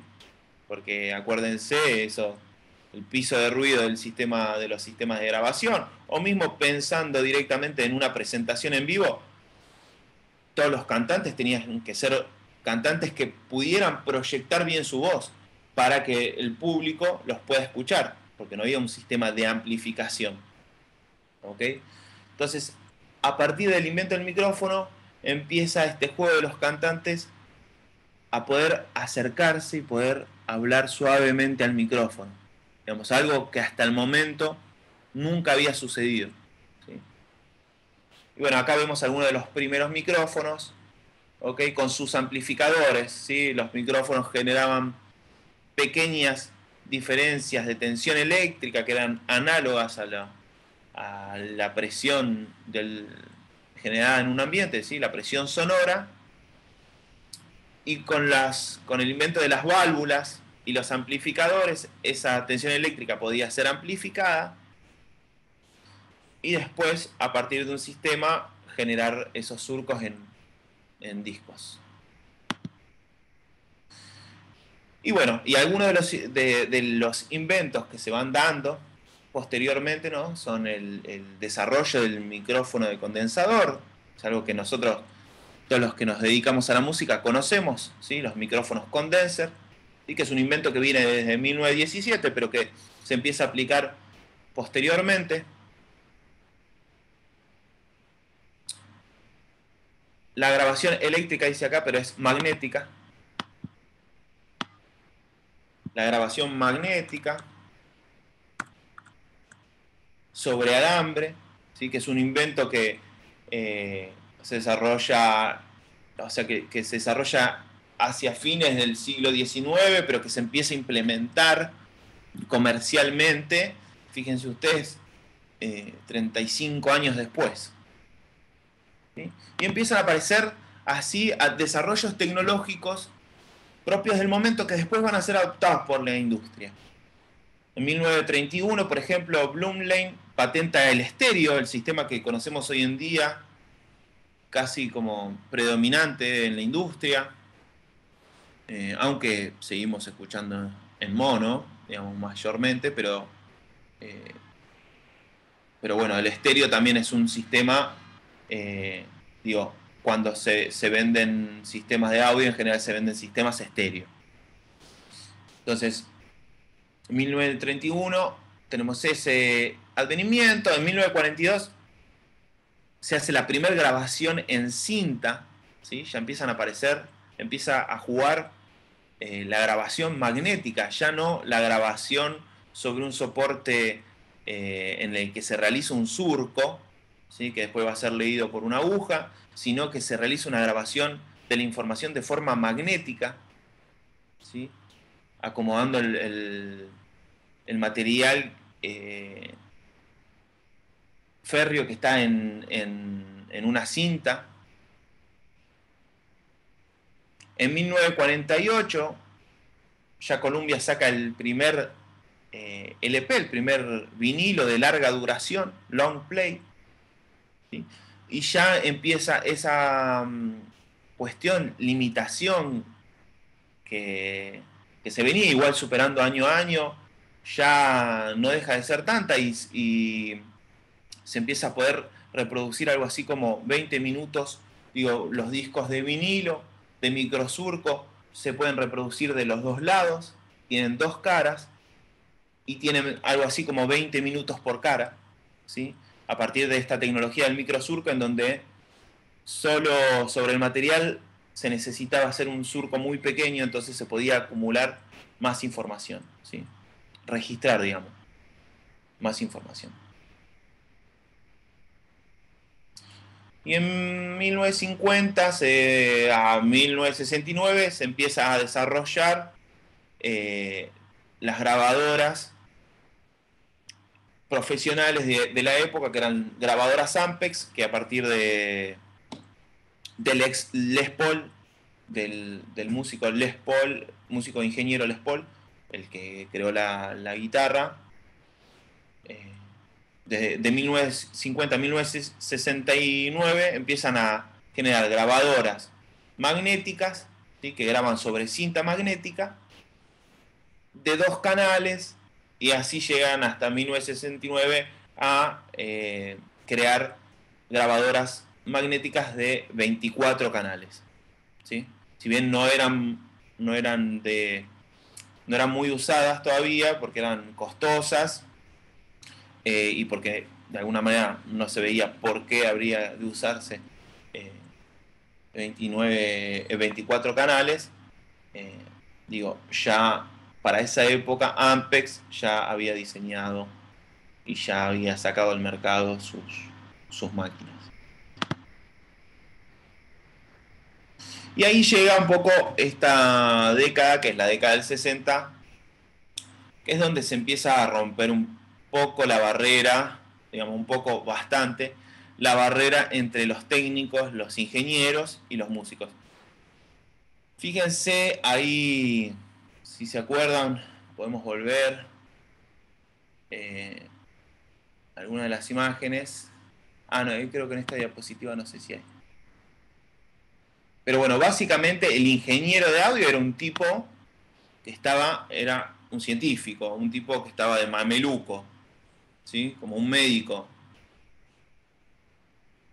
Y estaba encargado de todas las cuestiones técnicas. Ningún músico tocaba absolutamente nada de un estudio de grabación. Sencillamente se tenía que parar ahí donde el técnico le dijera y hacer lo que sabía hacer. Y el técnico se encargaba, ¿sí? Bueno, en los 60 eso se empieza a romper. Hay un libro que les recomiendo, muy, muy lindo para leer, de Geoff Emerick, este personaje que aparece en pantalla, al lado de Paul McCartney, en donde cuenta su experiencia como ingeniero de grabación de los Beatles. Digamos, hasta ese momento, ¿sí? Él cuenta su experiencia personal, y un poco hasta ese momento, como les cuento, los ingenieros de grabación, los técnicos de grabación eran tipos de laboratorio, ¿sí? Que hacían su trabajo de mameluco y como científicos, ¿ok? Entonces, en ese momento, cuando los Beatles, cuenta un poco Geoff Emerick en su libro El sonido de los Beatles, cuando los Beatles dejan de tocar en vivo porque ya no lo necesitaban y no lo veían productivo tocar en conciertos, se encierran en el estudio de grabación, y como generaban muchos ingresos para la compañía discográfica, les dejaban el estudio de grabación. Entonces ellos se tomaron la libertad de experimentar y de usar, ¿sí? De meter mano, digamos, como músicos, como productores de su sonido, de meter mano en sus propias producciones discográficas, ¿sí? Un poco ayudados por Geoff Emerick, digamos, o guiados más bien por Geoff Emerick. Para que se den una idea, igual, digo, cuando Geoff es asignado como ingeniero de los Beatles, tenía 19 años, ¿sí? Ya los Beatles eran un grupo famoso en ese momento, ¿sí? Que ya tenía sus primeros hits, y bueno, y cuando entran a grabar Revolver, el ingeniero que era de ellos en ese momento decide tomar otro camino, y el que estaba asistente de ingeniero era Emmerich. Entonces cubre su puesto, con 19 años se hace cargo de la grabación de los Beatles, que eran mayores que él, ¿sí? Y entonces ahí es como que de alguna manera él les abre, digamos, con su inocencia, con su juventud y con su ambición y su curiosidad, les abre la puerta para que ellos también participen de toda la instancia de grabación, o de de las decisiones técnicas. Y bueno, algunas de las cosas que hoy tomamos como naturales, ¿no?, que están acá anotadas, como el desarrollo de técnicas de posicionamiento cercano de micrófonos, suceden en ese momento, ¿sí? Hasta ese momento, un ingeniero había personas dentro del estudio de grabación que eran las encargadas de mover los micrófonos. Entonces, si vos eras ingeniero de grabación y necesitabas mover un micrófono, llamabas: José, escúchame, necesito mover este micrófono, ¿venís? Listo, venía el técnico que acomodaba los micrófonos y movía cuidadosamente el micrófono, digamos, era un elemento súper costoso, ¿no? Y estaba prohibido directamente por los dueños del estudio acercar un micrófono a menos de 1 metro de un instrumento, ¿sí?, de una fuente sonora. Bueno, reglas que en la producción de discos de estos muchachos se fueron rompiendo. También se da entonces el desarrollo, entre otros de los desarrollos tecnológicos, el desarrollo de los auriculares hi-fi, ¿sí? Ya se empieza a comercializar los sistemas estéreos, y bueno, y como les conté antes, los músicos comienzan a involucrarse dentro de la producción musical. Si continuamos con esto, acelerando un poco porque ya se nos va al final de la charla, si continuamos un poco, bueno, en 1963 ya se lanza la tecnología de la cinta grabada, se lanza al público y aparece el formato comercial, que es el cassette compacto, ¿sí? Tal vez alguno haya visto en algún momento por ahí.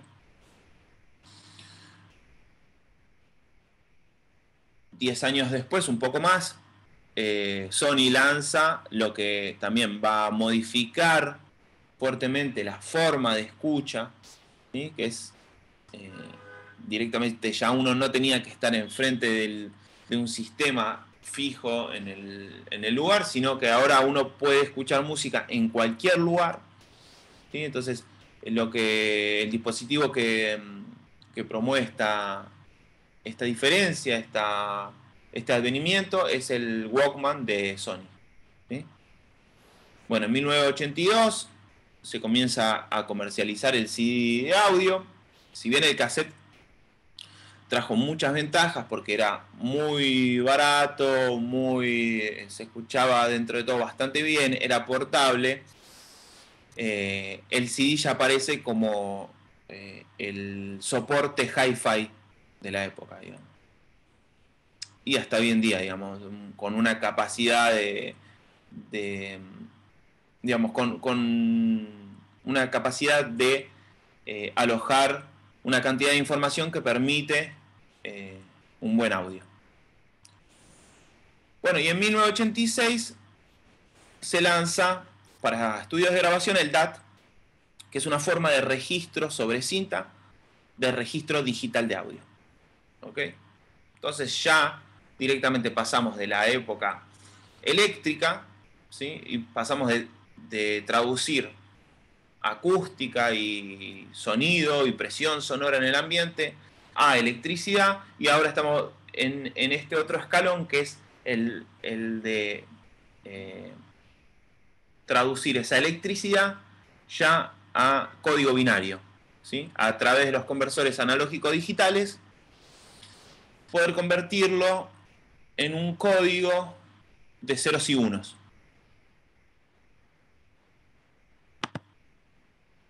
Entonces, en el fines del siglo XX, fines del siglo pasado, en 1991, se lanza la primera estación digital de trabajo, ¿sí? Como las conocemos hoy en día, que era exclusiva para Macintosh, ¿sí? Y era la primera estación digital de trabajo, se llamaba Pro Tools 3, multitrack.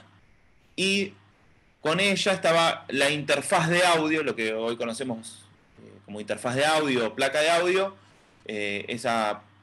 la 888, la DigiDesign. Después, posteriormente a estos lanzamientos, en los años 90 ya empiezan a salir interfaces para PC. Ya no exclusivas para Macintosh, sino para PC. No casualmente, ¿sí? Bueno, ahí estamos pasando por alto un montón de cosas, pero digo, ya la digitalización y la transformación de estas ondas eléctricas en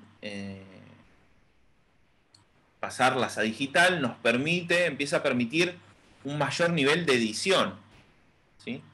Uno podía regrabar, ¿sí?, la grabación de esa información en discos rígidos, entonces uno puede, ya más o menos como hoy lo vivimos, puede grabar y regrabar y transformar el sonido prácticamente de forma infinita.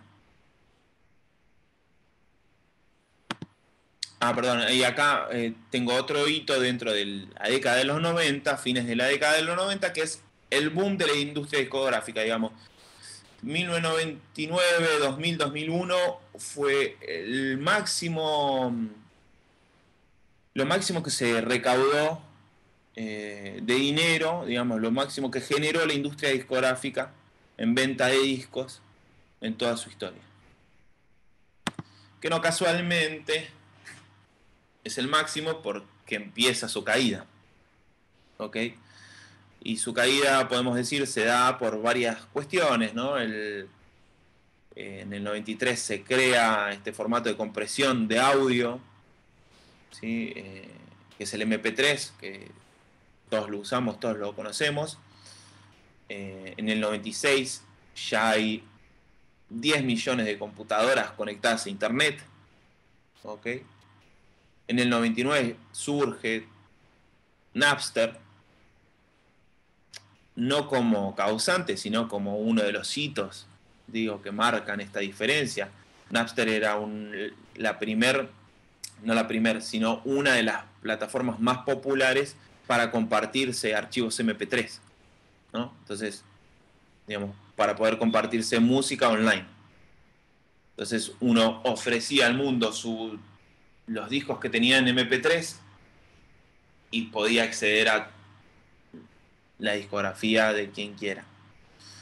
En el 2001 es el lanzamiento del iPod, el dispositivo de Apple para reproducir música, y bueno, ya el 21 comienza la era de la telefonía móvil inteligente, como la vamos conociendo hoy en día.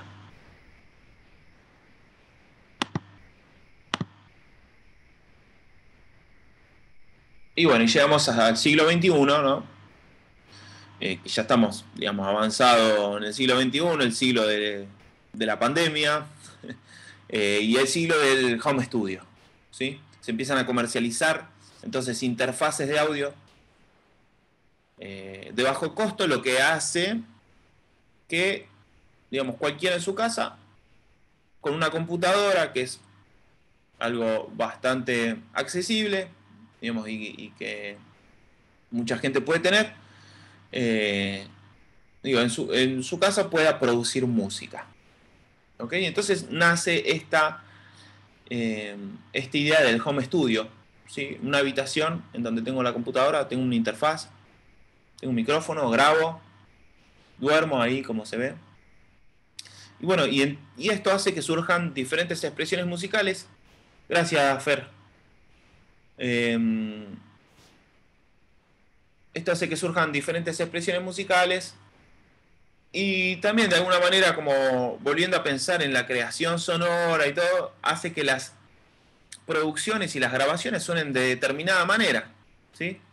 Ya no se producen estudios preparados, con una acústica específica y digamos con discos que comparten esa impresión acústica, ¿sí?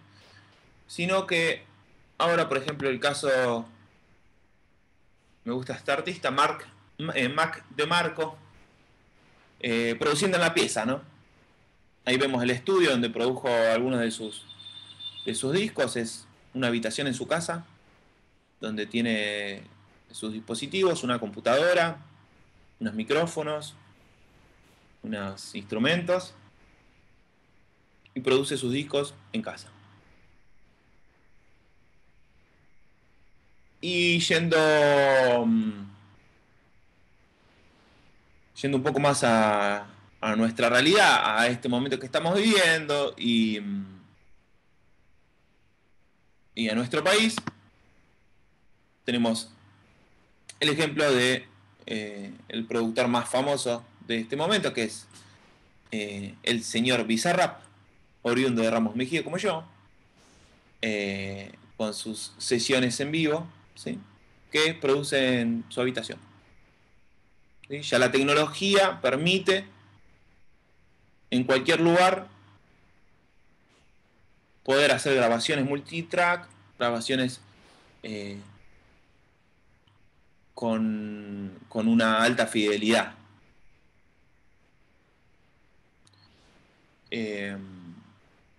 Así que digamos, este es como el nuevo paradigma, y eso abre tal cual, como les mostraba, por ejemplo, Marc DeMarco, o bueno, o también el ejemplo este de Bizarrap, abre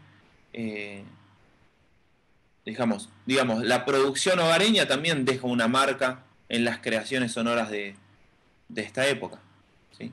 Porque suenan de determinada manera. Sobre todo, bueno, en general las producciones de Bizarrap son más bien electrónicas, con una voz grabada, pero las producciones de Marc DeMarco, que tienen muchos instrumentos acústicos, se puede sentir muchas veces que está hecho en un ámbito hogareño. Y bueno, chicos, les abro a preguntas, dejamos acá. Me retiro con Bizarrap. Tenía algunas cositas más para ver sobre la industria, sobre algunos números de la industria, pero siendo que no tenemos más tiempo, cierro acá y abro a preguntas si hay. Y si no, gustoso de compartir con ustedes un rato.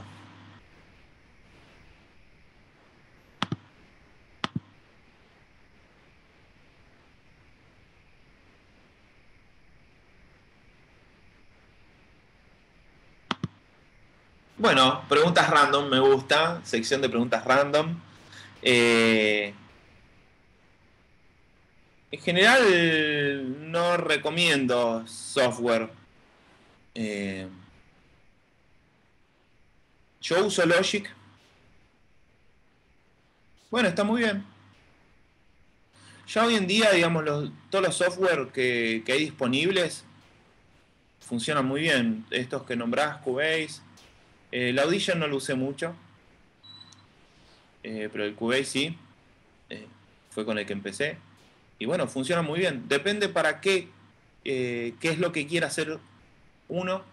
Es bueno, es mejor uno o es mejor otro.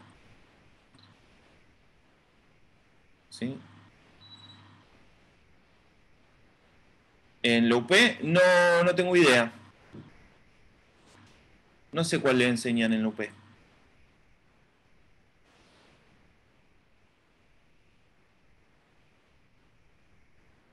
Hoy en día, digamos, es como muy variado. Como les decía, es según a qué te dediques, ¿sí? Usas uno u otro. Yo uso Logic, a mí me gusta Logic. Logic y Live. Ableton.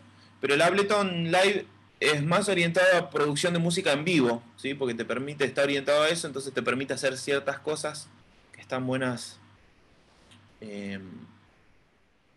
para producir en vivo.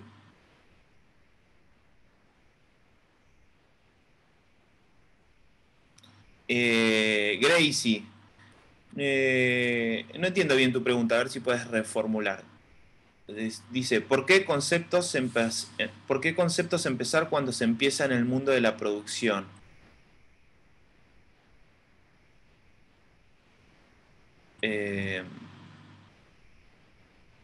Mira, para empezar en el mundo de la producción creo que hay que escuchar mucha música y después ir construyendo eso, tu sistema, cómo vas a ir, digo, si tu ambición es grabar música, o sea, depende de diferentes cosas. ¡Wow! ¿Cuántas preguntas están cayendo? Pero bueno, no entiendo bien la pregunta en cuanto a conceptos. Pienso que como un buen entendimiento de la música, eso es súper importante. Eso me parece lo más importante. Y una buena escucha, ¿no? Como ejercitar mucho la escucha. Eso es lo clave. Después, el cómo hacerlo, las herramientas para hacerlo, uno las va encontrando y están disponibles hoy en día. ¿Cómo podemos hacer para que el audio no suene hogareño? Bueno, básicamente no hay que producirlo en casa. Habrá que producirlo en un estudio. No me parece que sea algo no deseable. Ya estamos súper acostumbrados a escuchar grabaciones hechas en lugares que no son. De hecho, digo, por necesidad de los mismos músicos, también se han hecho grabaciones en lugares que no eran estudios de grabación.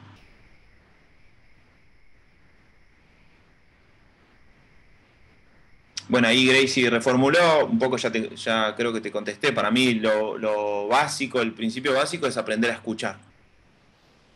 ¿Sí? Cuando uno aprende a escuchar, ya ahí puede, creo yo, empezar a tomar decisiones en la producción.